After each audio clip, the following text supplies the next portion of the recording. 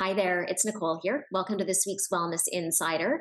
This week I'm addressing a question around anxiety. And the question was, what are your tips for managing anxiety? And whether you're somebody who struggles with anxiety or not, definitely stick around because the advice that I'll give you today certainly applies to people who are trying to manage their mental and emotional health, but also if you're trying to optimize your physical health as well.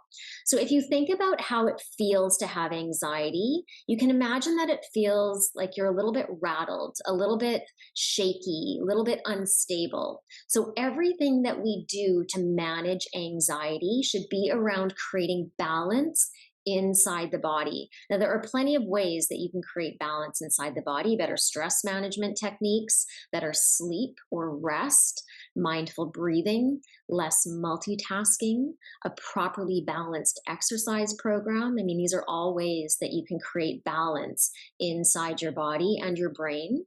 But I'm going to give you three nutrition related tips because most people don't make the connection between food and mood. And there is a direct correlation between the food or the drink that you consume and your ability to manage anxiety or manage stress. So, tip number one is to avoid caffeine.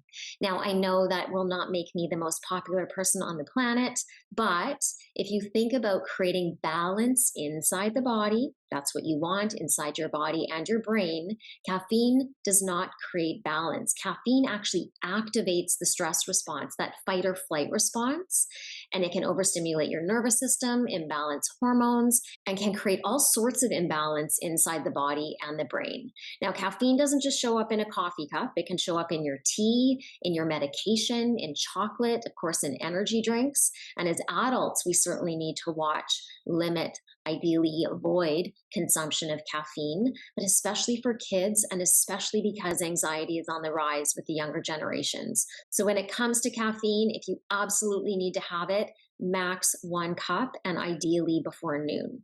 Tip number two is to avoid sugar. Again, not something that makes me super popular, but at minimum, you need to replace your processed and certainly your artificial sweeteners with natural sweeteners: honey, maple syrup, fruit, even things like butternut squash or yams can add sweetness to a recipe. Now, any sort of sugar, whether it's natural or processed or artificial, can throw your blood sugar out of balance. So certainly you want to consume not in moderation, not moderately, but minimally. And then the third tip when it comes to creating balance inside the body and balancing your blood sugar is to eat protein and vegetables about every 3 to 4 hours. Now, I'm a proponent of people listening to their body. So if you aren't hungry every 3 to 4 hours, don't feel like you have to eat something. But if you're fueling your body properly and fueling it with the right amount of food, you likely will need a bit more fuel or food every 3 to 4 hours. The fat in protein and protein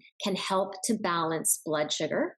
And then the fiber in vegetables, and we all need to eat more vegetables, can also help to balance blood sugar. So the protein and vegetables are a perfect combination for creating balanced blood sugar. And if you're somebody who is struggling with anxiety or depression or some sort of mood imbalance, balanced blood sugar needs to be your priority. So I will leave it there for today's Insider. If you have questions you'd like me to answer in an upcoming Insider, I'm sure there is a link somewhere around this video where you can submit your questions. At minimum, make sure you subscribe or follow us wherever you're watching this video to stay informed. And that is it for this week's Wellness Insider.